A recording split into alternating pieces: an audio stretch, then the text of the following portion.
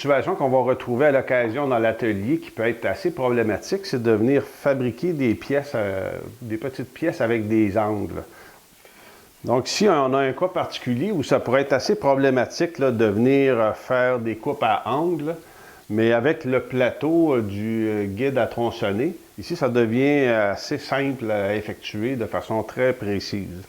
Fait qu'on peut facilement venir positionner selon des angles particuliers, puis en poussant le plateau de coupe, ici, on peut venir effectuer nos coupes de façon très précise, puis très sécuritaire aussi.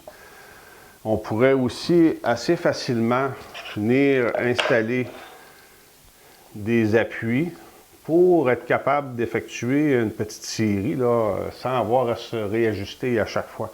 Donc, je peux facilement venir positionner mon autre pièce à ce moment-là, puis la coupe va se faire exactement au même endroit. Fait que si j'ai une petite série à faire, par exemple, j'ai 4 pattes à produire, avec le système d'appui ici, là, on va être en mesure d'effectuer ça là, de façon très précise. Fait que je peux même utiliser mon gabarit pour positionner une première fois, dans le fond, mes appuis.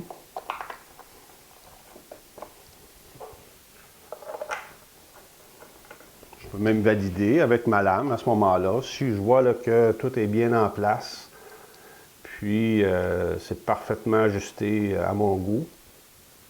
Je peux serrer mes appuis ici, puis facilement venir repositionner mon autre pièce de bois, venir faire ma coupe de façon parfaite à ce moment-là.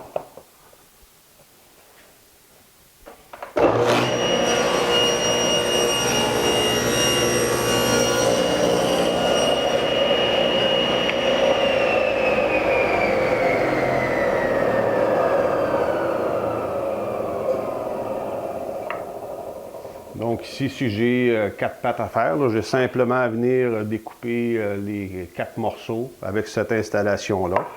Puis vous allez voir que c'est très facile là, de faire l'ajustement pour l'autre côté. Fait que je peux le faire directement, soit à partir encore une fois de mon gabarit, ou je peux positionner en me référant à mes lignes. Ici, j'ai mon trait-ci qui me donne un bon repère. Fait qu'en me référant à mon trait-ci ici, là, je suis en mesure là, d'être très précis là, dans mon ajustement. Je vais venir positionner mes butées.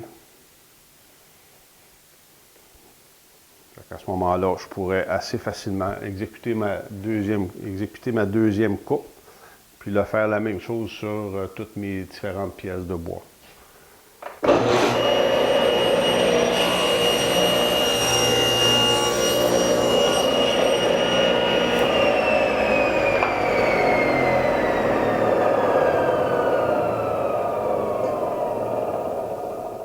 Donc, lorsque l'ajustement est satisfaisant, on peut facilement faire la série.